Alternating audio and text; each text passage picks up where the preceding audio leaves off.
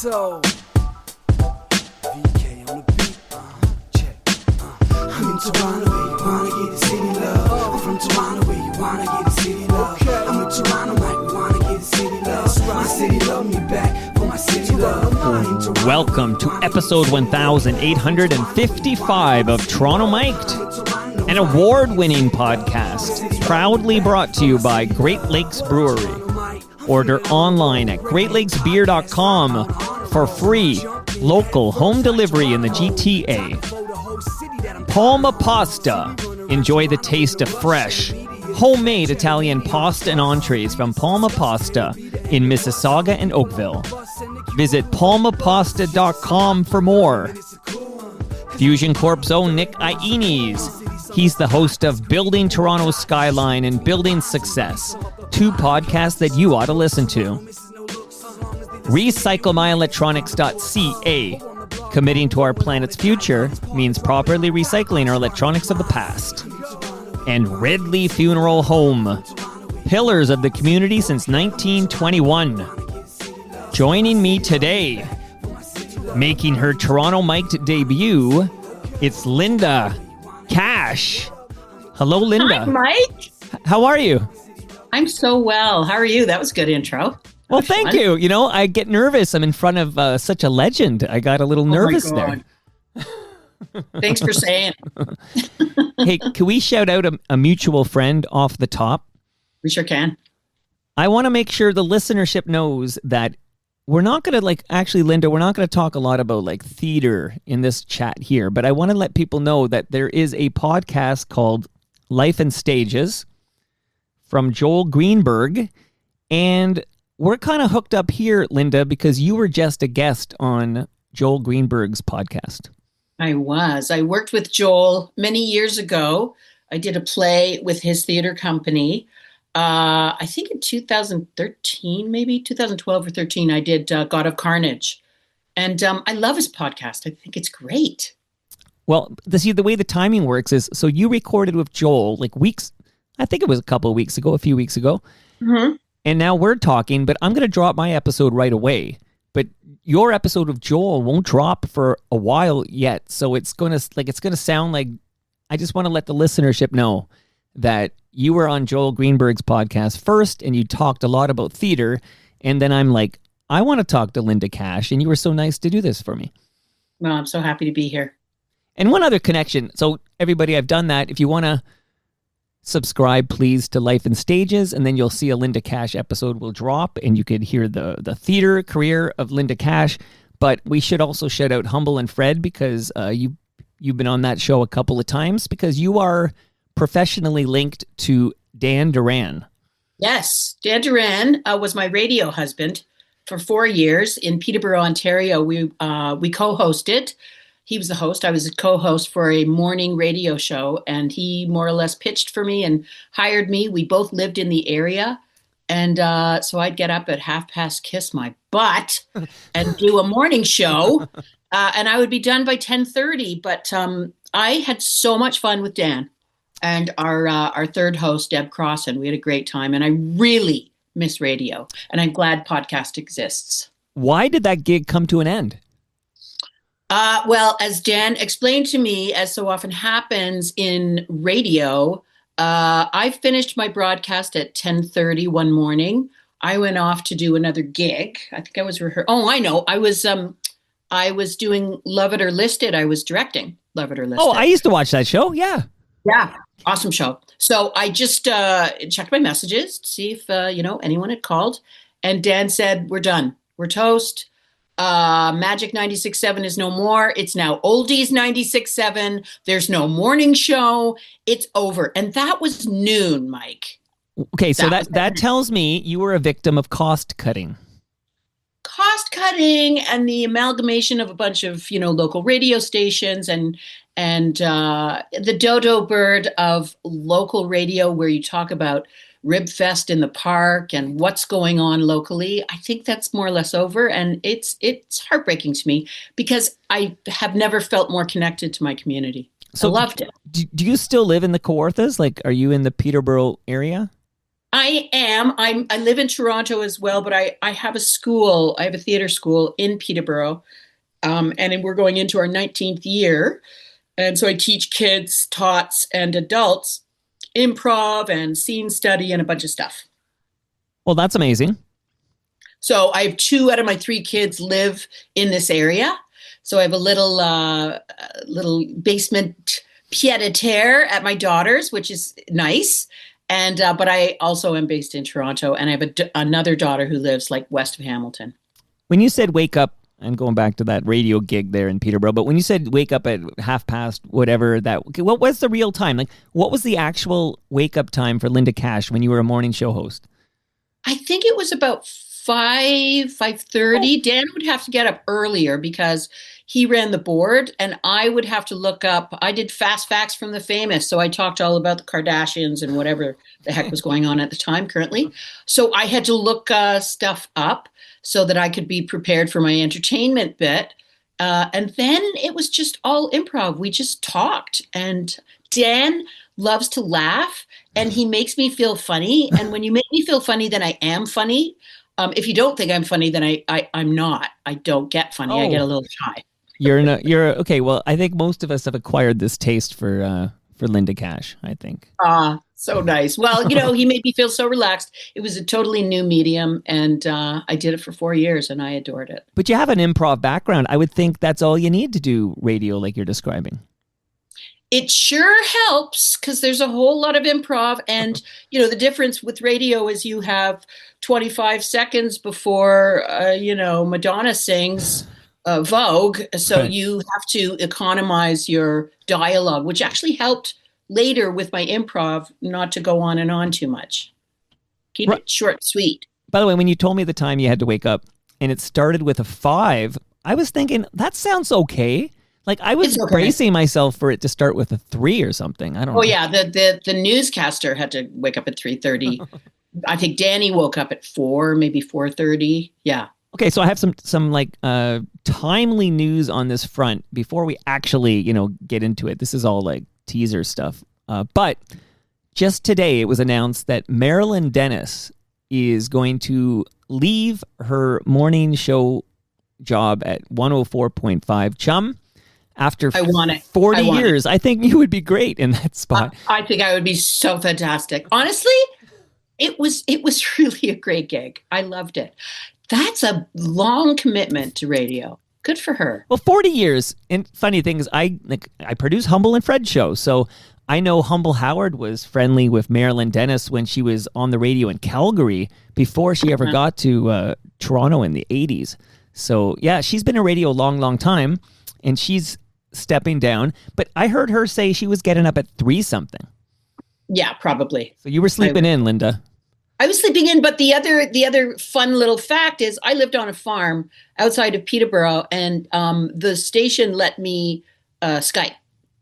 So because I had 3 little kids and I had a household to run, and so I did the first hour and a bit from my home, and then I would get in the car and race to the radio station and do the last hour there.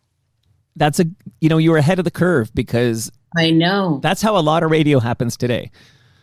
I know. I felt so incredibly lucky. They heard a lot from my dogs and crying children and all sorts of noises and stuff, which we had to justify. We weren't supposed to acknowledge that we were in our homes. But I was in my home, so I had it a lot easier than Dad. You're just bringing it like live from the farm. It's Linda Kash. Yeah. I did it once on the GO train because I had an audition in Toronto, and I was like, I got to do the show. So I, went upstairs in the GO train where no one's allowed to talk, and I just whispered the show. It was hysterical. I did it from Budapest when I was shooting something. What were you shooting?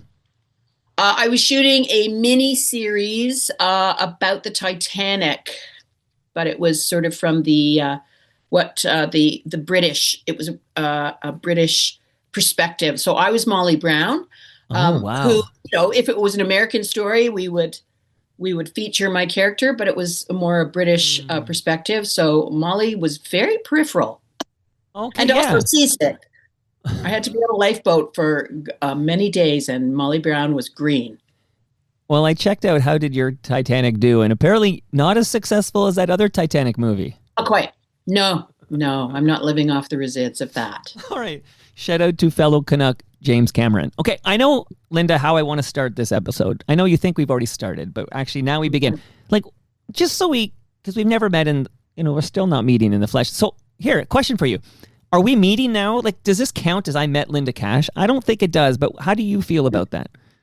Absolutely. Really? I'm looking at you straight in the face and you're looking down as if you're looking at my belly button, but that's Zoom. That's the way it goes. Okay. But yes, we're very present. Technologically, I can be very present. I like how you think, but I feel like if I were telling somebody, I was with Linda Kash today. We were hanging out for an hour or so. I feel like it would be disingenuous. Like I would have to clarify, like, oh, this just makes us acquaintances and not friends. Oh no, but there were hundreds of kilometers between us, but we were. Yeah, that's true. That's true. We should differentiate. Okay, so I have a really good handshake. So when I do meet you, I'll give you an excellent handshake. Is it going to hurt me? No, it's not. It's like I've got very pudgy hands. I did a commercial for cream cheese where I was on a cloud as an angel, and they never used my hands. Because there's no way you would want my hands on TV. You don't say, because there's a whole little segment of this conversation revolving around you being on a cloud eating cream cheese. I sold you cream cheese, right? For over 26 years, which is phenomenal. I started in 1994 and had a couple of marriages up there. I had 3 kids up there. So much life happened on that cloud. Okay, so hold that cloud thought. Okay, let's hold the cloud. Because we're going to get back to the cloud. I know how I want to open. So we're now getting to know each other, building a rapport. I feel comfortable. You feel comfortable. Can we listen to a little music for a minute or so? Just listen to a little music, okay? Okay. All right. So hopefully you can hear this. Let me know if you don't, but here we go.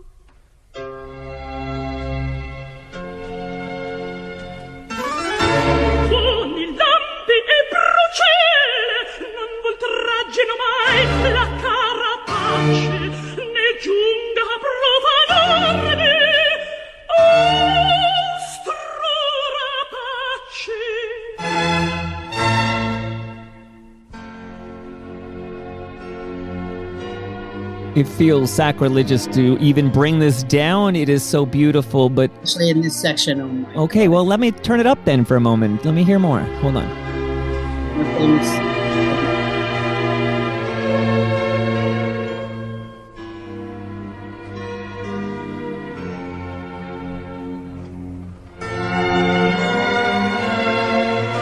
There's a lot of instrument. Well, I'll break it down so you can talk over it. But why don't you tell us, Linda Kash, what are we listening to? We're listening to my mother singing. I believe she's singing. Okay, here it is.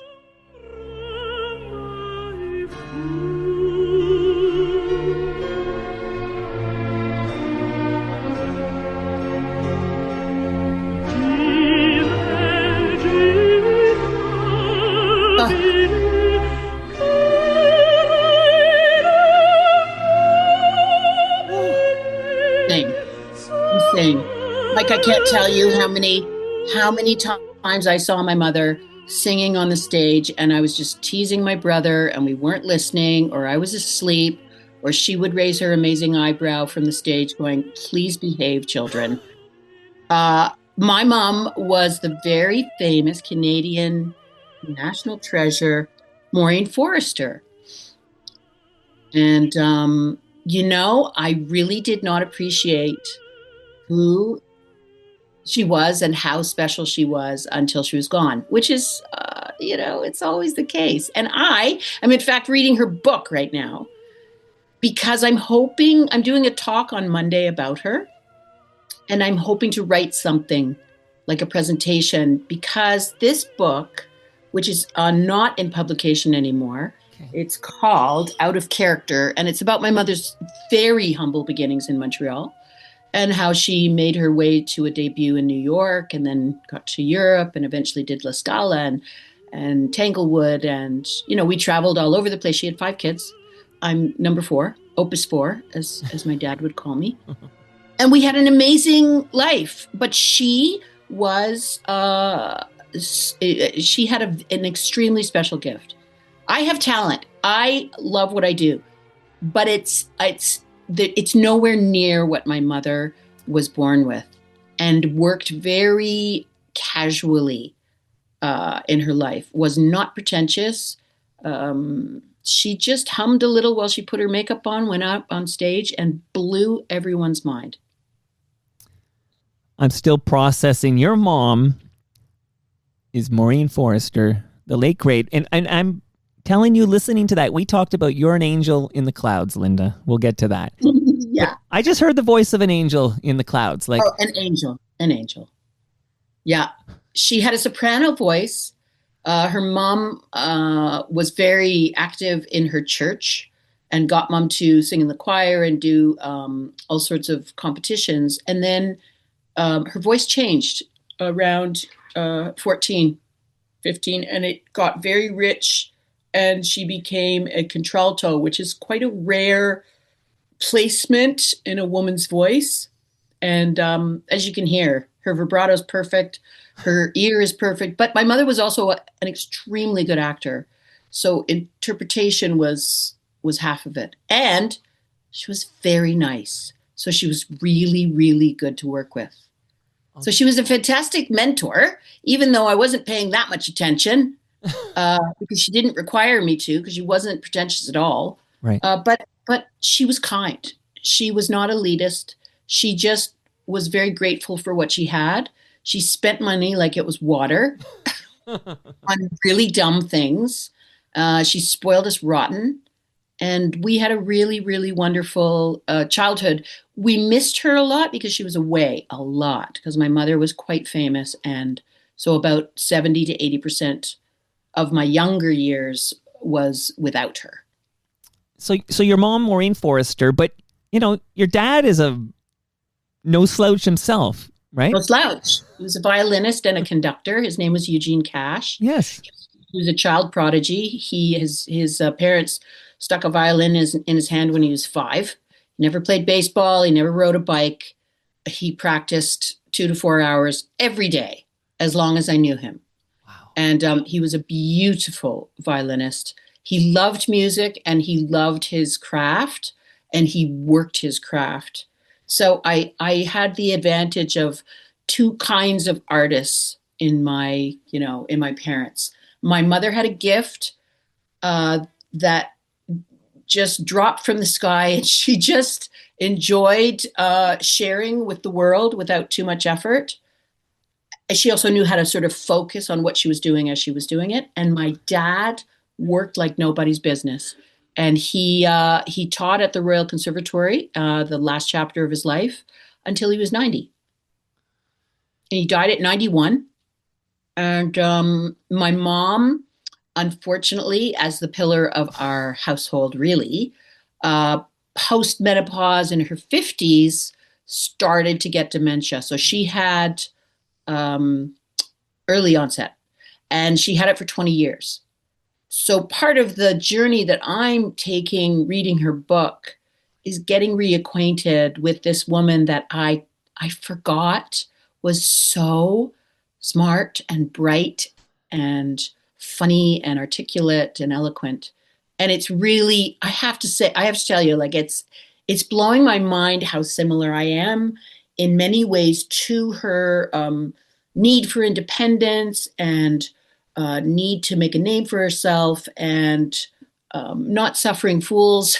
But it sort of happened by osmosis. It was because I did not see a lot of her. She just was this fantastic guest who would come over and just bring the sun with her. She was an awesome person. Awesome. And how remarkable, like how special is it that there is a book you can read Like how, the fact that this even exists, that you can now read this book and kind of remember who your This mother is was before dementia sets in.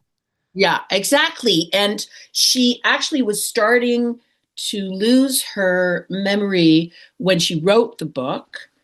So it is co-written with a woman who used to write for Maclean's named Marcy McDonald.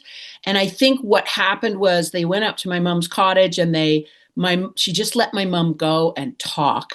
And somehow Marcy miraculously put these stories and facts in a sequence of events. So there are specifics that, like I read her book when it first came out. It came out a long time ago.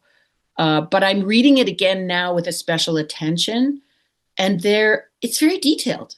And I forgot that she could be so detailed about names and best friends and dance halls and teachers and streets. It's just an amazing book that is very cinematic. Like I'm running the movie in my head, right? And it's blowing me away. I love it. Well, you should make that movie. Yeah, I think it's a play. I don't know if it's a movie, even though it's cinematic. Because it's the juxtaposition between a woman who just falls into a celebrity role in her life, and a woman who probably could have gone into music, but didn't want to follow in that woman's shadow. So took a big detour into comedy, because I am musical and I can sing, as my siblings can as well. Right. But there's no friggin' way I was going to do what she was doing. You can't do what we just heard together there. No, but I think if I did, there's a beautiful French song. It's on Spotify that my mom sings called Songs My Mother Taught Me, which is the title of what I would write is. And at the end, I really want to sing it with her. So I would do harmony with her, so that sort of Natalie Cole, Nat King Unforgettable. Cole, right? Because she taught me a lot, even just from a distance, how I would want to proceed in my life as an artist. So what to do and what not to do, No, totally. And it's a great segue, because I want to talk about Second City. But first, I want to get real with you for a moment. Knowing that your mother had early onset dementia in her 50s, were you always second guessing yourself? Like, do you live like... Oh my God, every time I forget my keys, it's like, okay, here we go. Right. And I think my kids are also like, Mom, don't you remember the name of that movie? It's like, it's coming. I have the right. I'm over 60 now. I'm allowed to forget some proper nouns. It's fine. But my lifestyle is very, very different from my mother's. I'm not in a plane every other day.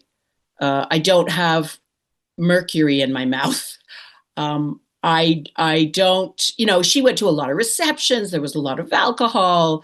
There was lifestyle stuff. My mom always bragged that, she slept 4 hours a day. It's like, well, that's not good for you. Right. You need 8 hours, Mom. Right. So there's a whole, and also dieted like crazy. So I'm a lot more conscious of my day-to-day health, and I don't move around as much as my mom did. But all of us, all the siblings are like, it could happen. It also gives you a crazy joie de vivre to have a parent who suffers from early onset, because you go, I'm flipping not wasting it. Not a second on dumb stuff, right? That's a good point. Make every moment matter. That's the one thing about trauma. There's a crossroads, right? It was not an easy journey at all. It was super hard to watch her disintegrate extremely slowly, and then completely. But I know she would have been a fantastic grandma. So I'm a fantastic grandma for her. Like, I'm very, very conscious of the chapters that she didn't get. And, I want to live them for her, because she deserved it.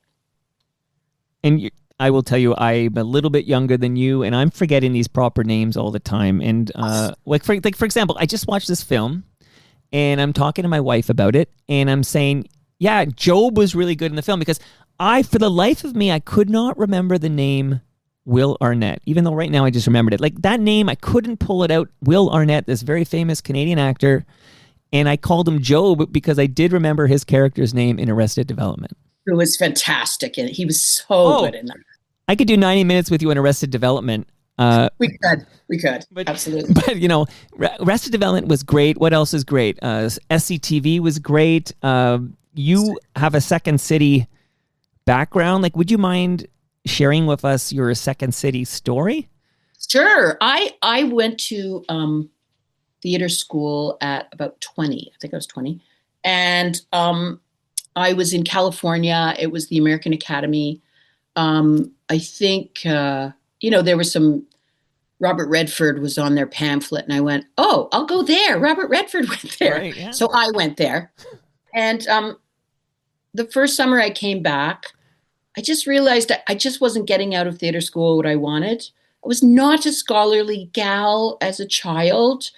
I really, like my mother in her book, I really wanted to work. And so by the time I was ready to go back for my second year, I had taken a few Second City workshops. And in those days, you would do a few workshops, and then if you had any kind of ability, you'd get in a touring company. So by the fall, I was at Darehurst doing, weekend shows and starting to write stuff. And then I went to London, Ontario, and did their sort of farm team, which was fantastic. And then I got to main stage. So I was there for 4 years with every intention prior to going to Stratford and becoming a Shakespearean actor. I thought that's what I wanted. Right. So this was kind of a detour for me. But your mom, you said, was very funny. Like this, it came naturally to you that you would be a comedic actress of sorts. Yes, she was funny, and so was her mother. So and so are my kids. My youngest is like very, very funny. Her dad was funny too, but there's a genetic component for sure.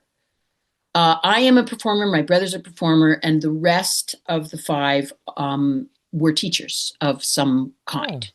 My youngest sister is an art teacher, and she teaches art to older folks at a retirement facility. And my other sister went to York for film, and but teaches aerobics and teaches all sorts of stuff. And my eldest sister was a special ed teacher. My parents were both teachers too, and I am a teacher. So alongside doing Second City, from the time I was in my 20s, I also taught. It is in my blood. I love to teach. Well, I would argue that teaching is a form of performance. 100%. Law is performance. Being a cop is performance. It's all improv, really. So my favorite kind of student to teach, to improvise, or to teach monologue and scene study are non-actors. I love actors, and I love directing, but I love watching terrified people come out of their shell, get out of their own way, and make other people laugh. That to me is like, it's heaven. Back to the angel in the cloud again, I hear. Okay, so you said make people laugh. So let's spend a minute just listening to this clip, and then we're going to talk about this. Okay, here we go. Forgive me, I was actually, you know what I was just remembering? That time with you and me at the lake with the piñata, remember? Was that you? Are you sure that was you? I think you know who it was. Aye. Well, it was a long time ago, and it was... Seems like last week, I'll tell you that. You wouldn't know this, but she was famous for putting her legs behind her head. She could get both legs behind her head. What? He's like an animal. No, it's just talk. No, I think he's like an animal. Oh, excuse me. Faye, I forgot to compliment you on your luscious melon breasts tonight. How does that sound? Come on. Look, What the hell are you talking about now? You know something? What you don't understand is, what do they say? One picture is worth 1,000 words. Yeah. I only went through 125 or 130 words describing that. If I wanted to go on, I could go through 800 words more. Well, I'll take a picture because, the brand... I'll tell you what, next time, I'll get a picture. How about that? Where's the dog? I just wanted to pull like a little clip here, but would you be able to, Linda Kash, that's from Best in Show from Christopher Guest. Not your first Christopher Guest movie, but we'll talk about it in a moment. But can you name the people that are at the table in that scene from Best in Show?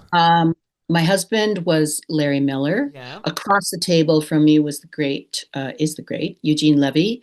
And kitty corner to me is the wonderful newly departed Catherine O'Hara. It was an improvised scene, as all the scenes in Christopher Guest films are. He did Spinal Tap and Waiting for Guffman and For Your Consideration. So I did Waiting for Guffman and Best in Show. And that scene was so much fun. And I had no idea who was going to say what when. And I had no idea what I was going to say what when. So basically your job in those projects is to know your character so well, sit in the scenario. The only drag was, it was like meatloaf that we were eating, and everybody was eating salad, but I was eating the loaf. So there were many, many, many versions of that improvised scene, but Christopher would take a segment and go, okay, can you repeat that and keep eating? So, oh my God, I couldn't look at Meatloaf after that. I don't think I've had it since, and that was 25 years ago. Well, you can't even listen to Meatloaf these days. I can't listen. Exactly. Yeah, so it was just I mean, it was like playing in the big leagues. You know, you were in the best of the best, and the only way you couldn't freak out is to be 100% into character. And then you're in the scenario. And he was, she was talking about, sexual escapades with my husband. Right. And both Eugene and I are mortified and don't know what to do about that information. And also my character is not the brightest bulb. I don't even know what a piñata is. So it was really fun. Now, okay, so I mentioned it wasn't your first Christopher Guest film because you're in Waiting for Guffman, which, by the way, so obviously I watched them in the order, all the Christopher Guest, even the ones you weren't in, but I watched... some of them that I'm not in are just some of my favorite.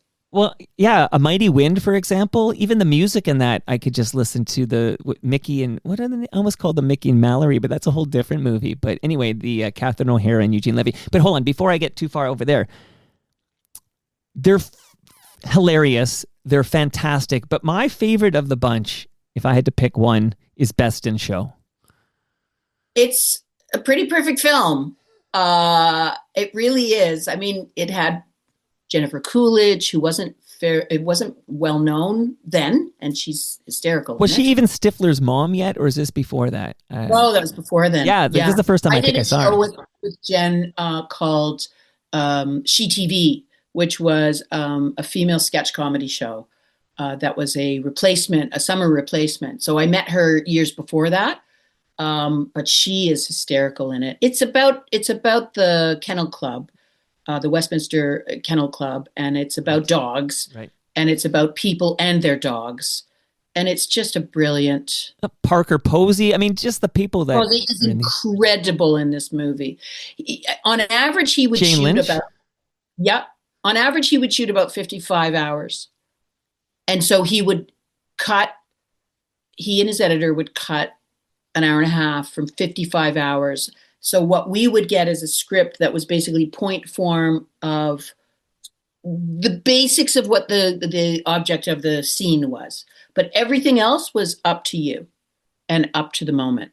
So it was a super creative way. And I tried later I directed a show I created called The Joe Blow Show, which was an improvised show. Same concept, but I'll tell you, all the work was in the editing room. It was bloody hard to edit the thing. Right. So you stuck to a degree of a map without too many tangents, but it's very hard to put a show like that together. I mean, he is a genius as a performer, Christopher Guest. He's a very good director, but he is a phenomenal editor. So yeah, my first exposure to Christopher Guest was Spinal Tap, but then the When Waiting for, and that's a Rob Reiner film, of course. Speaking of late greats, because I'm going to ask you in a moment to chat a little bit more about Catherine O'Hara with me. But how did you? Is it your Second City background that you got the role in Waiting for Guffman? I was living in Los Angeles, and I had worked with Eugene Levy many times. Like, I came to Second City on the tail end of SCTV. So a lot of them were doing their best ofs shows, and I got to work with Eugene in a best of show. And then I also played his wife in a television movie, and I worked with him quite a few times. And so he recommended me to Christopher Guest. And I had a terrible interview. It was terrible. Because Christopher Guest is a wonderful actor, but he doesn't necessarily live to make you comfortable in the room. So 45 minutes was slotted for my interview, and 7 minutes later I left going, well, that sucked wind. That was not good. Right. But then I got it. And everybody, including the makeup artist, said, oh no, my interview was also terrible. So he just isn't a comfortable human being. He's very, very introverted. Right. He's very, very smart. He knows a little bit about everything. But he didn't make the interview comfortable. But he must have liked your performance in Waiting for Guffman because he brought you back for Best in Show. Well, I'll tell you, Mike, he liked it so much that I was supposed to do the lead in Best in Show. I was supposed to do Catherine. Wow. So I worked for 2 weeks on that role. And then Christopher called me and he said, I'm so sorry to tell you this, but they're giving it to Catherine. So it was one of those moments where you go, ouch, but I get it. And I'm sure Catherine really wanted the role. And she had, a lot more clout than I did. And she did it. But they gave me that role. And so I went with it. And to be quite honest with you, in both Guffman and Best in Show, I was pregnant with two of my 3 kids. Right. And I was so happily pregnant that I kind of just rolled with it. It hurt for a sec because it's awful to lose a part, but I didn't care because I was growing a baby. No, I hear you. Yeah, you were, the miracle of life, okay? You were busy with that. Yeah, I was producing something else. That's right. So a couple of questions before I ask you about Catherine. So why do I not see you in A Mighty Wind? Because I was asked to do it, and I was doing 40 days on The Music Man with Matthew Broderick, which was a television version of The Music Man. I was a pickle little lady. That was 40 days of shooting versus 4 days on A Mighty Wind. So it was a financial decision that I will forever regret because that was dumb. I should have done A Mighty Wind. Also because I can sing. Well, okay. So firstly, hindsight being 2020, you can look back and say, I'd rather be talking about the 4 days I did on A Mighty Wind than, but at the time, come on, you have to pay the bills. You got to feed the family. Like money matters. It's a job. It is. It's a craft, but it's also a job. I get it. You got to weigh it out when you got 3 kids and live on a farm. I get it. I get it. So I will point out that because we breezed by your Second City career there and you came at the tail end of SCTV, but it just was announced this week, I believe, that they're going to stream all 6 seasons, all the seasons of SCTV are going to stream on Prime. Oh, awesome. Like this is fresh news for you. It all holds up.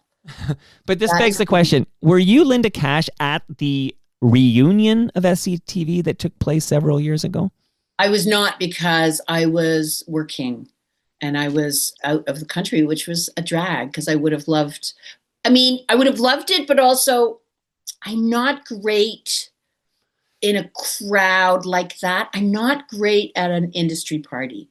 I don't think that I could schmooze my way into a paper bag, really. I love one-on-one with people and I love people, but industry parties make me a little bit nervous. I feel like I have a plastic smile on and I just get a little tongue-tied. But you just have to sit there and watch, Catherine O'Hara and Eugene Levy, and then and Joe Flaherty was there, and Rick Moranis and Dave Thomas. People there. There were so many people. I should have gone. It was dumb. But I also was working, and I loved looking at the pictures. Okay, so that was a Martin Scorsese endeavor because he was going to direct. Yes. And I don't have to tell you this, okay, Linda, but this. I don't know what we'll call it, documentary revival. It was never completed. We've never been able to see this thing. Yeah. And I wonder, here's my thought. So I feel like that was for Netflix, maybe. It seemed to die on the Scorsese vine because he's a busy dude. He probably wanted to make The Irishman instead or something. But maybe with Prime, picking up all the seasons of SCTV. Maybe Amazon in their $1 trillion vault or something, they can just get this thing done. Let us see it. Yes, I agree. I think that's a great idea. And well, I won't take full credit because a lot of people have a parallel thought, but there are two people that are seen in this reunion who sadly are no longer with us. Two people. Mm-hmm. Joe Flaherty and Catherine O'Hara. Oh, by the way, are you friendly with Jane Eastwood? Very. I love Jane. Actually, I just bought a painting from Jane. Jane is a beautiful painter, and it's not the painting, it's a print of the painting, but she's a studio in Hamilton, and when she's not acting and being brilliant, she's in her studio painting, and it's of Jane as Queen Elizabeth with a giant cigarette hanging out of her mouth and a bunch of smoke in her face, and it is so good. It's beautiful. I can't wait to hang it on my wall. It's a beautiful picture. That woman's a living legend. She's a legend. That TV movie I did with Eugene, she was in it. Okay. And watching her on set, the crew was so in love with her because she just sat in the character, and anything that came out of her mouth was funny. She's just so funny. Her timing is better than any comedian I know, actually. Jane should be a household name. Well, you know what? In the TMU, which is the Toronto Mike universe, she is a beloved FOTM. That means friend of Toronto Mike. Linda Kash, you're now an FOTM. Yay! So we are friends. You're in the club now, and in our community, the TMU, Jane Eastwood is a household name. Yeah, I'm glad because she's magnificent, and so I don't mean to talk over you, but I wanted to say, like, the woman was in Going Down the Road, for goodness sake. Oh, I know.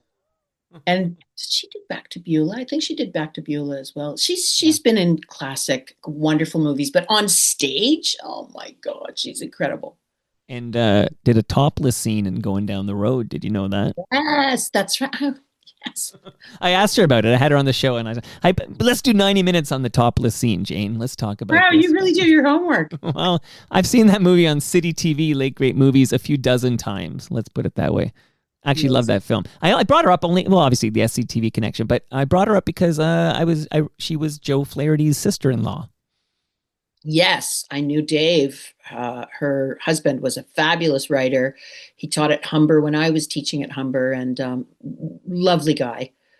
And yeah, she spent her summers, on Muskoka with all sorts of folks, Marty Short and those guys too. So she's still very close to all of them. She was there before I was. She was also in the Godspell that kind of got them all discovered. And I came after that. So I was an acquaintance with all of them, and I worked with all of them. I worked with Andrea, and I met John Candy. I didn't get to work with him, unfortunately, but he came to see a show that I did. And what a nice guy. They were just, it was lightning in a bottle, that group. Well, you mentioned Andrea Martin. So much like Joe Flaherty and his brother, Americans that came up north, now we would think of that as an invasion, I think. But this is in the good old days. Okay. But when we were friends. Mm-hmm. Way back when we were allies. Okay. But she was in that Godspell, which has just got a documentary made about, but that Godspell that leads to SCTV with all these cats. It's kind of a famous moment in comedy history happening right here in Toronto. But that she came here because she was dating Derek McGrath. I didn't know that. Yeah, so I know. So Andrea Martin ends up here, and the rest is history. Because I'll tell you, I grew up thinking Andrea Martin was Canadian. Yeah, I know. I thought Gilda Radner was Canadian for a while there. Oh, okay. I could play this game. Kim Cattrall, I thought, was Canadian. Yes. And I don't think so. I feel like I'll Google it while we chat. I'm going to Google it right now, okay? Let's do this real quick here, because I won't be able to continue. Because I believe... Cattrall is Canadian. Oh, it says Canadian actress. Hold on, let me let me drill in. Why? Okay, I see here what happened here. I see what's going on here. She was born in Liverpool. I heard a good band came out of that city. I can't remember the name of the band. Yeah. So she's... But yeah, so Kim Cattrall is a British-Canadian actress, and it goes on with her credits. So let me just get to early life. She was born in Liverpool to British parents, blah, blah, blah. When she was... Okay, you're right. They moved to BC when she was a baby, basically. Okay, she was in diapers. And Then she went back to Liverpool. So, okay, so I apologize. I'm out of my comfort zone here. That's For some right. reason, I thought she was of Canadian, and then I thought I heard she was actually not Canadian. She just spent time here, but maybe she's both citizenship. So you're right. I'm right. I think she has. Well, we're both right. Liverpool. That's Yeah. Well, I see here citizenship. There's a section on Wikipedia for citizenship, and this is interesting because it says United Kingdom by birthplace, Canada naturalized as child, and then it says United States naturalized 2020. Oh, we lost her. She's all over the place. So She is. she's, I feel like, She may remember, come back now. Who knows? well, come back, Kim. Do you remember growing up learning about Alexander Graham Bell, and you would learn he was Canadian, and then you would grow up and people would say, well, actually he was Scottish, and then the Americans would say he was American. Like everybody claimed him. Yeah, I still think he's ours.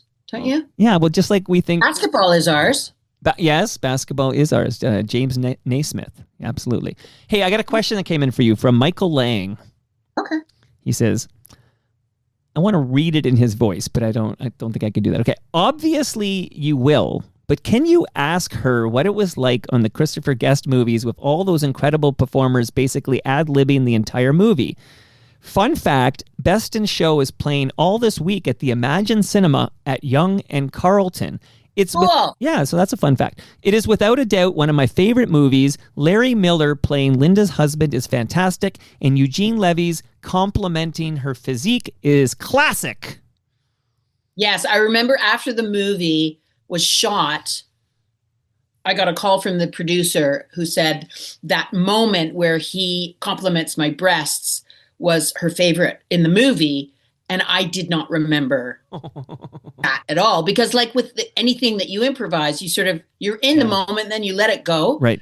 The stuff that doesn't work is on the editing room floor. And you trust that the editor will put it there when it's not good, because there's lots that's not good. And he saved the best moments. And Larry Miller is brilliant in that scene. And I just feel so proud to be in it. It was so much fun. And the kid that plays our son is perfection. I remember Air Canada wanted to have it on the planes, but at one point I say, Jesus Christ, Max, when my son is on the roof. And Air Canada did not want me to say Jesus Christ, Max. So I had to loop cheese and spice, Max, or peas and rice, Max. So I had an hour session replacing Jesus Christ with whatever looked like my mouth was doing. Well, no wonder you worked with cream cheese, because you were doing cheese and rice. All right, so Right. we're almost there, everybody. Everybody wants me to go there. We're going there in a moment. Let me see. Oh yeah, I wanted, before we leave these Christopher Guest movies where you worked with Catherine O'Hara, would you take a moment and just share with us, like, did you know her well? Like, tell us a little bit about Catherine O'Hara, who, shockingly, I can't believe I'm saying this, but is no longer with us. Can't believe it. It's absolutely insane. I did not know her well, but we crossed paths, both personally and, pool halls. Her brother ran a pool hall, so I would hang out there, or, I'd be watching a band and Catherine would be there. So friendly, very friendly. And during the time that we did the Christopher Guest movies, we'd have lunch together and stuff. So really, she was an acquaintance. She was so low-key, real, slightly awkward, just a real human, and treated everybody the same. I worked with her sister, Mary Margaret, on the first film that I ever did, called The Events Leading Up to My Death, and I adore Mary Margaret as well. I know lots of people who were close with Catherine, who are absolutely devastated. And I love seeing all the covers of the magazines that she's on. I love the commemorations. I love reading about her. Her husband, Beau, who she met on the set of Beetlejuice.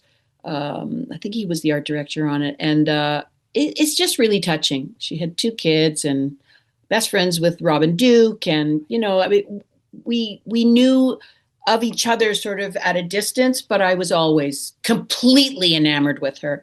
And one of my favorite Christopher Guest moments is in for your consideration, which is about an independent film that's up for an Academy Award potentially.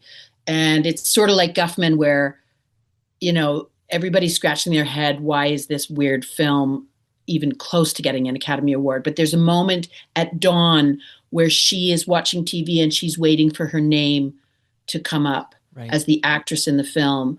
And she just wants her name to be said. And she's just sitting bedside. And of course they don't announce her name. And it is so beautiful. She was such a fine actor. She played it absolutely real.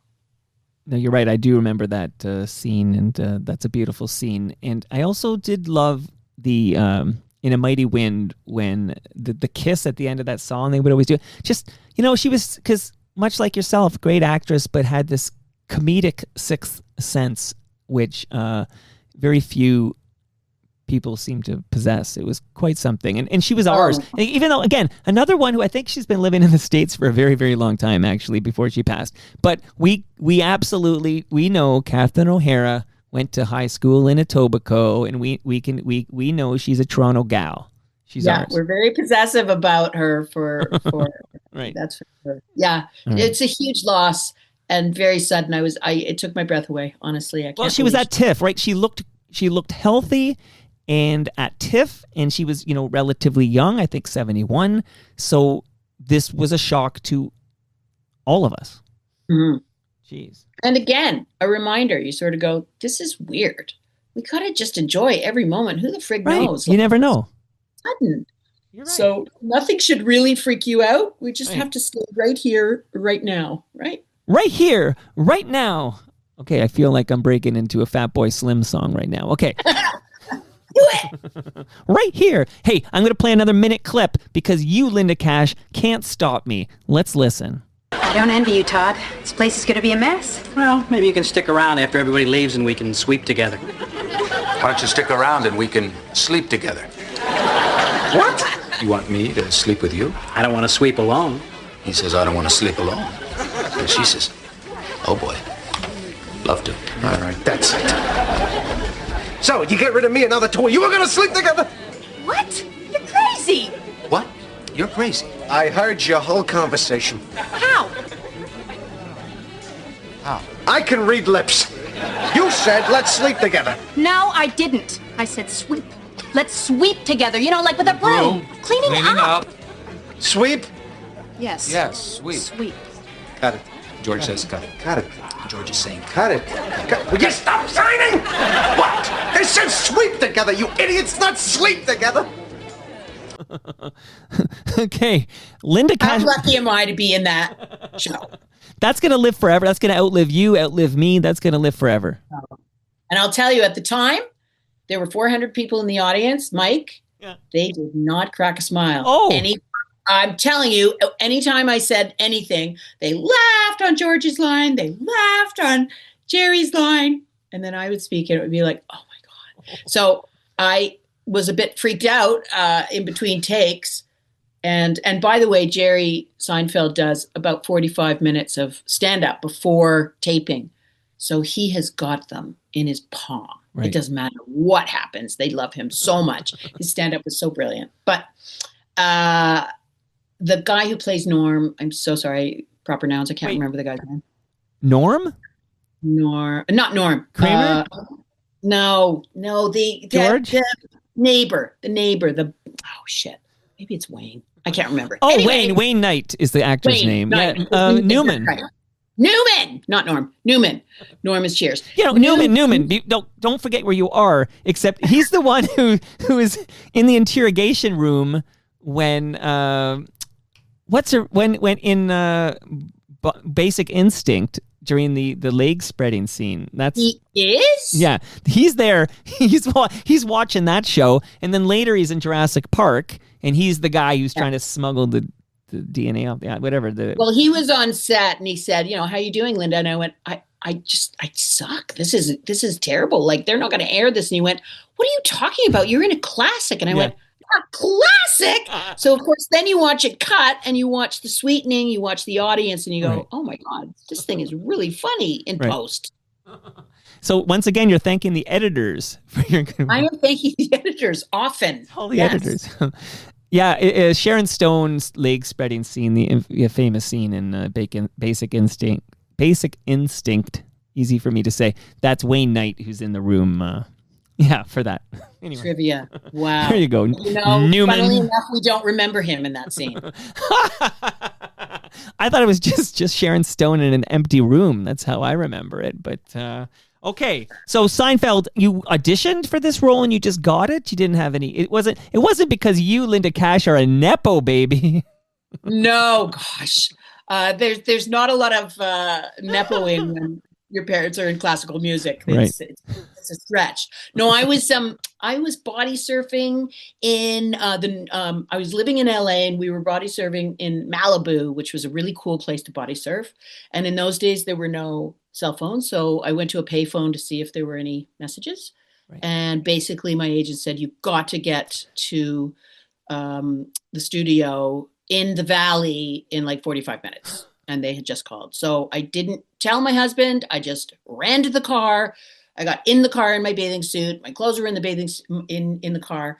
I went over the hills into the Valley. I basically dressed during stoplights. There was sand everywhere. And I got to the Valley, I got to the studio, and I got to that audition on time. So by the time I was auditioning for Larry David and for Jerry in the room, I was just celebrating the fact that I made it. So I wasn't nervous at all. I was just like, I did it. I made it. And everybody else, because it was season 4, was super nervous. They just wanted it so bad. And of course, you can project a certain aura when you're nervous, and there's a certain aura when you're not. And I wasn't nervous because I was just happy to be there. So I got it. You got it. And it's going to, that episode of that iconic show, it's going to live forever. Yeah, it's pretty cool. It's pretty cool. I'm very proud to be on that show for sure. Okay, so Linda, here you go. I'm going to play another 30-second clip here, but we have basically Linda Kash, who's in Waiting for Guffman and Best in Show, 2 of the funniest comedies ever produced. She's in this iconic episode of Seinfeld, but let's face it, you may well go down in history most famous for this. Let's listen. Here we go.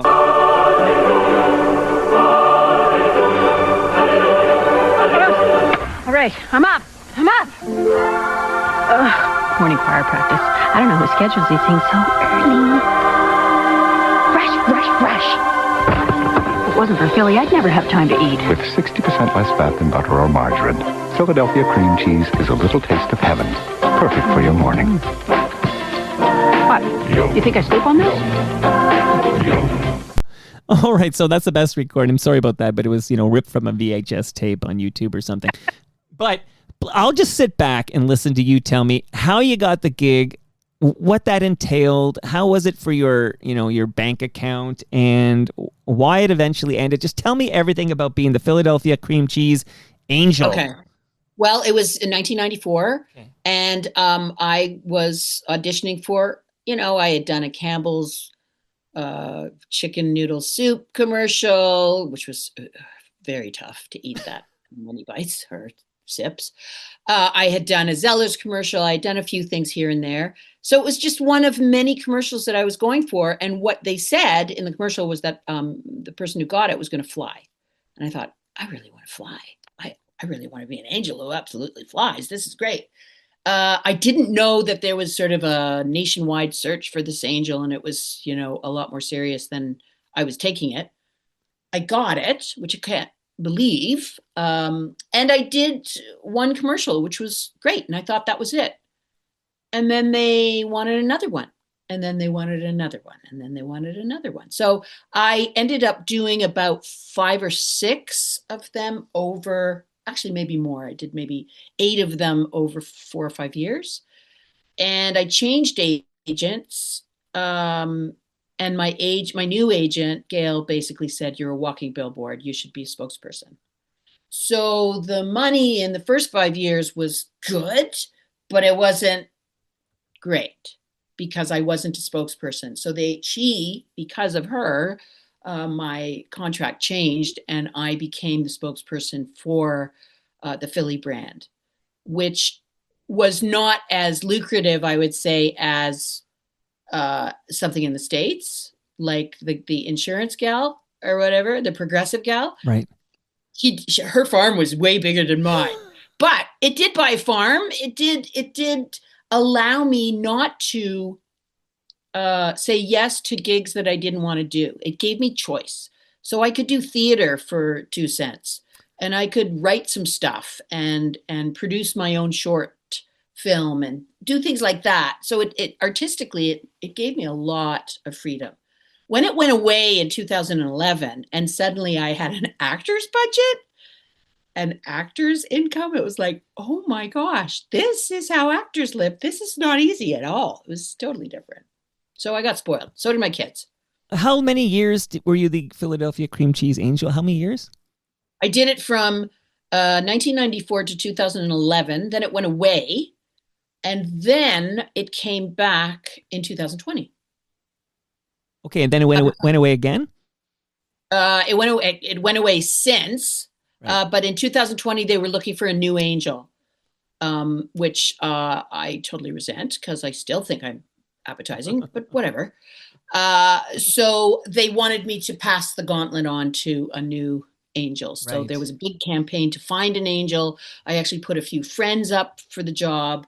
Put them on tape and stuff because I really wanted them to do it. And they did get a fabulous woman named Humberly who did it. And then it kind of fizzled out. Yeah, so I was going to say, I remember the noise in the marketing world about the changing of the guard, changing of the angel, I guess, and you were going to pass the baton. Like, I remember they made a lot of noise about this. And I remember the new angel, but now I thought, like, maybe I just don't watch television anymore, which is partly true, and I just am missing them, or it seems like it's gone, but it sounds like she's not on the air currently either. Well, I think the interesting thing is it went to 30 countries, that campaign, and it started with our campaign. But in every country, there was a different style. Apparently, it was very bawdy in Brazil. I think there were thongs involved with the guys. And it was a lot more proper in the States. I don't think they really treasured the idea of a misbehaving angel. So the U.S. didn't cotton onto it like we did in Canada. There was a French-Canadian version, a fantastic woman named Sophie, who I would take my big wings off, do it in English, and then I'd give her my wings, and then she would do the same lines in French, and then we'd go for the medium and the close-up shot. And I love this woman. But she wasn't allowed to look up. She wasn't allowed to have a direct relationship with the big guy upstairs. The big guy up there. Whereas I was. So there was a different style for every campaign. It was so fascinating. Well, why couldn't you be the French-Canadian angel? Je ne sais pas, parce que... You're from Quebec, right? Yeah, I was about 6 months when I left. I just went back and saw something in Montreal, and I just kept thinking, why did you leave this beautiful city? Oh my God. My daughter lives there. So, really? Yeah, well, she's going to McGill. I'm wearing my McGill hoodie right now because she bought it for me. I see your hoodie, of course. And she's graduating I'm going there in late May for her convocation. So I'm going to be in Montreal for a bit for her convocation, late May. What a nice time to be there. Yeah, well, I really love that city. But the news from my daughter is that she's sticking around post-graduation because rent is cheaper. And so she's going to live there for a while. And yeah, so it's, that's like my second. You know what, Mike? The speed train's coming, right? It's going to be 3 hours from Toronto to Montreal. That's what I hear. Stopping in Peterborough. Well, listen, 3 hours. As long as I can put my bike on that, I want to put my bike on that speed train. 3 hours later, kind of show up at the train station in Montreal and have my bike. I could spend some time. Oh, I'm very pro that speed train. I think that's such a good idea. Yeah, and it stops in Peterborough. Yeah, it's going to stop in Peterborough. What are other stops? Do you know? You're the expert. What's going on? Ottawa. I think it's. Okay. I think it's Toronto, Peterborough, Ottawa, Montreal, Quebec City. So there's no Kingston stop? That's a good question. It probably would. Well, we are not the another kid at Queens. No, but I do have two more kids. They may, 2 more kids on the go. So I've got 2 in university, and 2 will be in university probably one day. So I got to keep these options open. So Yes, you do. lots Indeed. going on, Linda. Lots going on here. Okay, so that Philadelphia cream cheese gig, it sounds like that gave you the flexibility to do some things you love that might not be particularly lucrative, like theater, etc. Which begs the question, I won't waste your time with this, but I don't know why we don't compensate our artists properly, that they have to go get a really cool advertising gig so you can afford to share your artistic. Totally, especially if you're doing theater. I mean, my hat's off to anybody who is full-time on stage. That is not an easy way to make a living. And, even in Stratford, you don't know from year to year what the next contract is going to look like. So I love stage. It is my first love. I love the immediacy. I love telling the story in sequence. I love the relationship with the audience. I love the Q&A. I just like the whole thing. I love film as well, and when I get to do it, it's just great to be on set. But there's nothing like theater. I wish it paid better. Well, shout out again to Joel Greenberg and Life in Stages, because I've been producing that it'll be the 4th season coming very, very soon. Amazing. And that means I've heard dozens of conversations with our great theater actors in this country, and I've learned so much, and Joel does a great job. And you'll be one of the guests in season 4. Okay, so mop-up time. Okay, you won a Gemini Award? Did, for a Ken Finkelman show called At the Hotel, and that was great. That was really fun. But I have a question, and you can tap out if you want, but I have talked to many people. Who was it? Jeremy Hotz was in the newsroom. Oh, Jeremy Hotz. I was in the newsroom too. Okay, I love Finkelman's The Newsroom. The Newsroom is brilliant. The Newsroom is absolutely fantastic. And if you have a chance, listeners, check it out, because it is funny and it is very, very smart. Peter Callahan is so good in it. Yeah. Jeremy Hotz is fantastic in it. It's great. It's great. But I'm wondering what it's like to work with Ken Finkelman, because I just want to know how you'll answer this question. And what kind of guy was Ken to work with? He was impossible. He was absolutely impossible. And when I won the Gemini, what I really wanted to say was, I almost quit the business. But thank you very much for this statue, because he was really, really hard to work with, and he was worth it. I worked with him 3 times. He kept hiring me back. I never thought he liked me. He was so mean to me. I don't know that he would get away with the behavior that he got away with back then. I do think post Me Too, and it wasn't that he wasn't harassing me. It's just, he was mean. And he also showed off a lot for the crew at your expense. So I did a damn good job on that show, but it was not easy. And eventually I sort of understood how to play him. He enjoys women who are mean back. And I am not a mean person, but I know how to play that if that's what you need for me to get my way on set. Well, it wasn't pleasant. I appreciate your candor, because I thought that, we'll see if Linda taps out of this one, because I have talked to many people and your story is consistent. Oh, gosh, he was very tough. He was tough on my brother as well.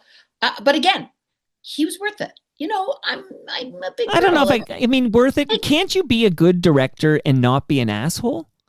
Yes, I in fact think it's important not to be an asshole, but talent and success doesn't necessarily come to only those who are kind. And sometimes working with that kind of genius, because he really, really was good at his craft, he just wasn't a nice person. And that's too bad, because, he has to go home to somebody, and thank God it wasn't me. And I've worked with a few people like that, where you go, well, I don't have to have dinner with you. You're good at your job, but wow, do you have to be like that? And some people just do. You go, okay. If you say so. I'm for the people. That's what I realized. Like, I really am. I love the craft and I love the storytelling, but I really like the people. I love the motley crew that is the artistic world. I think I sort of was, that was my childhood as well. So I don't think I would.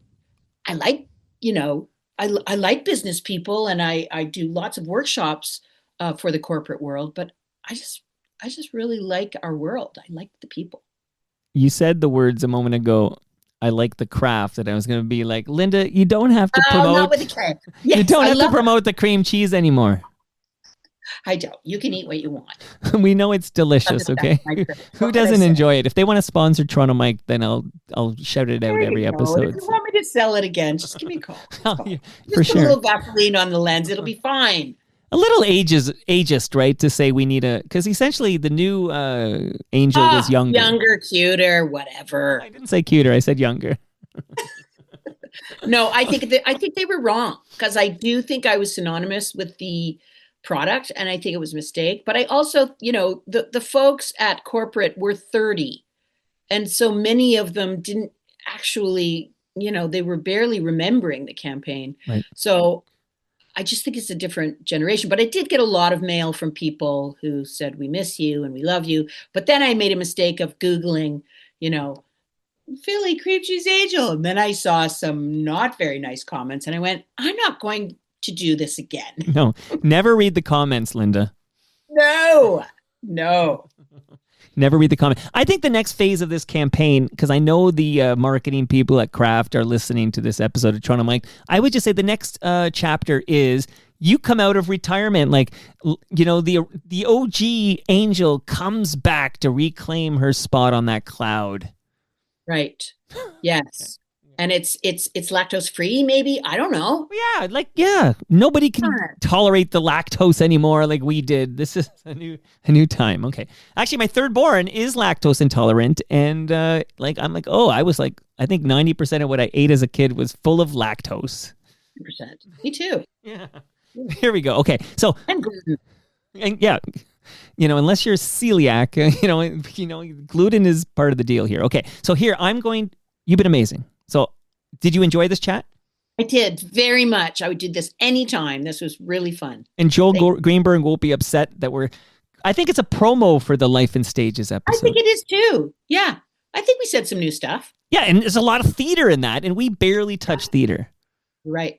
You're absolutely right. I feel like we're the mob. That's his turf. I don't want to go on his turf or he'll shoot me or something. I don't know. But okay. So, speaking of that, last two little hits. Okay. One is for me and one is for one of your biggest fans, Langer, okay? Because Langer wanted me to ask you about being on Night Heat.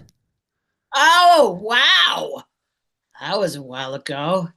Night Heat was fun. What I remember about Night Heat was really one of my first gigs on television. And I was a waitress, and all the waitresses had tube tops, but all of them had something for the tube top to stay up. And I did not.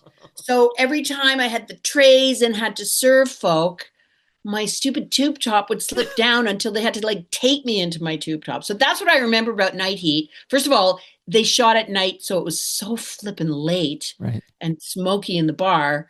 But also, I was the flat-chested waitress who couldn't keep her tube top up.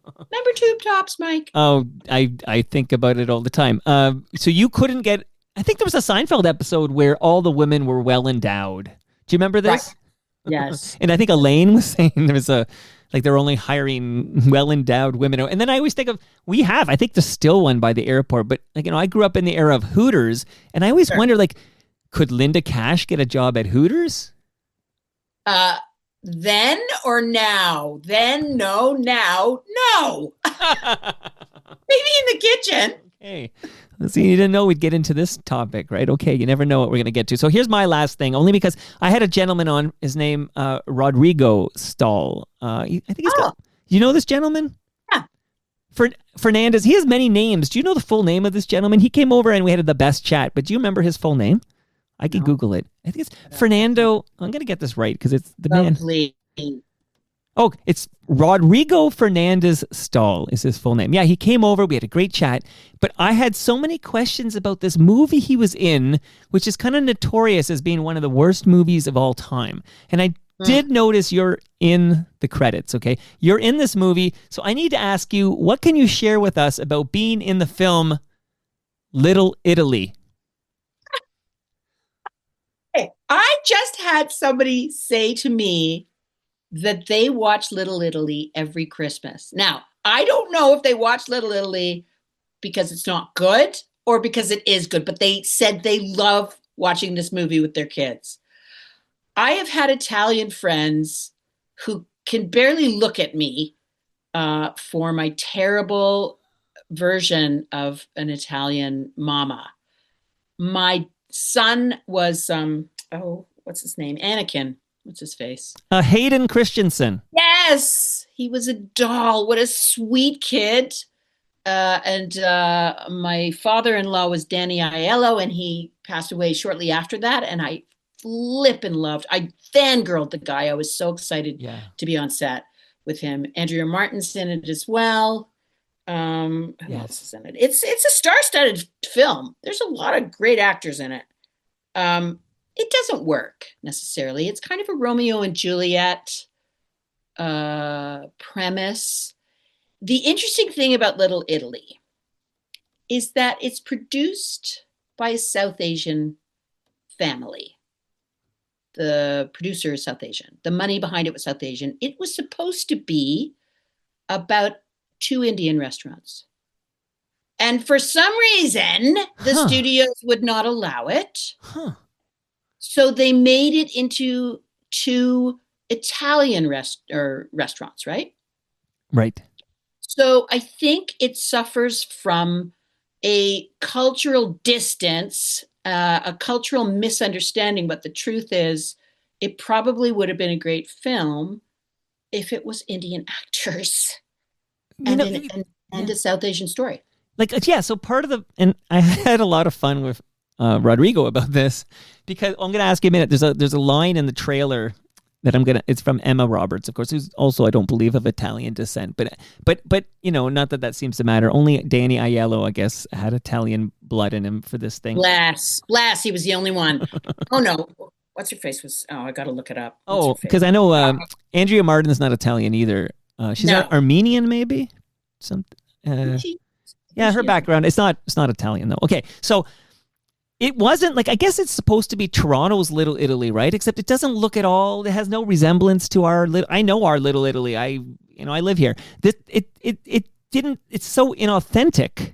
Yeah. Well, it was a Hollywood movie that didn't understand the Toronto Little Italy feel. Right. And again, it was supposed to be a South Asian story, so right. it was. So that makes so much sense. It missed the mark off the hop. Okay, I'm looking. It's Emma Roberts, Danny Allen, Hayden. Alyssa Milano. Oh, yeah. I watched Who's the Boss. She was great. My niece and Adam Ferreira. And he's Italian. Okay. But my niece babysat for her kids. She was very nice. Yeah. So it was a really good time. Yeah. And another piece of trivia I'll give you is Paul Sorvino was in the reading. We went to the Ritz-Carlton to this swishy party room for the first reading. And Paul Sorvino was Danny Aiello's part. And Paul Sorvino, who is Italian, argued about every single line for good reason. Right. He had a point. Well, he was in Goodfellas, for goodness sakes.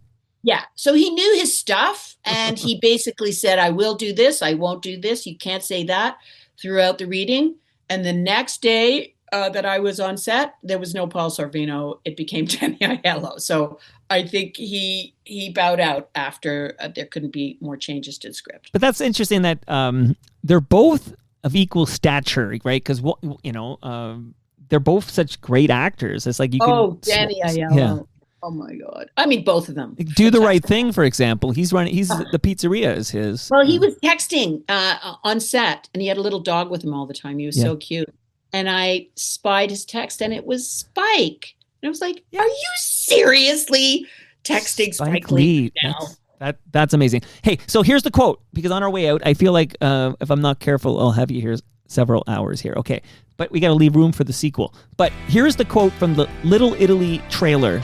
that I don't understand, and all you have to do is tell me what it means, okay? I have to explain it? Okay. Yeah. If you don't know, it just means you're tied with me, because I don't know either. Okay, so here's the line. It comes from Emma Roberts. All right. I actually don't know who it comes from now I think about it. I think it's Emma Roberts. Okay. That's why they call it Little Italy, because nothing ever changes. That's the line. It's in the trailer. It's supposed to be a big line. That's why they call it Little Italy, because nothing ever changes. And I honestly, I was in the gifted program, Linda Kash. I don't have a clue how these things are connected. We have to, phone an Italian friend. Maybe it translates better, but that makes no sense to me whatsoever. You know what? You just validated. Or a derogatory comment about Italians who don't progress and don't change. I don't know, but from the byline, it's a challenging movie. Well, thank you for making me not feel less dumb. Okay, we're tied for not understanding. Okay, so again, I think it sounds great in Italian. Thank you, Linda Kash. I loved this chat. This was so great. Have me back. I will. And if you're ever in Toronto, I could hook you up with some. Speaking of Italian, I give every in-person guest a frozen lasagna from Palma Pasta. I'll take it. And I can't give it to you via Zoom. Here it is, and I'm trying to pass it to you. I'll take it. Thanks. There you go. And fresh craft beer from Great Lakes Brewery. This is what you get just if you do it in person. Good sponsorship. Very good. There you go. Did you ever do a movie for cash, unmarked bills in a paper bag? Did you ever make a film for Frank D'Angelo? No, I did not. Just checking. But thanks for this, Linda. I loved it. We'll do this again. Thank you, Mike. That was really fun. Bye, gang.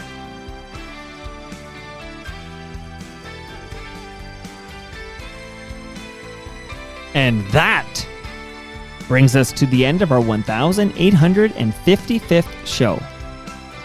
Go to torontomike.com for all your Toronto Mike needs and click that link at the top that reads Elmo Gig, because I'm live at the Elma Combo with Rob Pruce on May 21st, 2026. Get your tickets now. I'd love to see you there.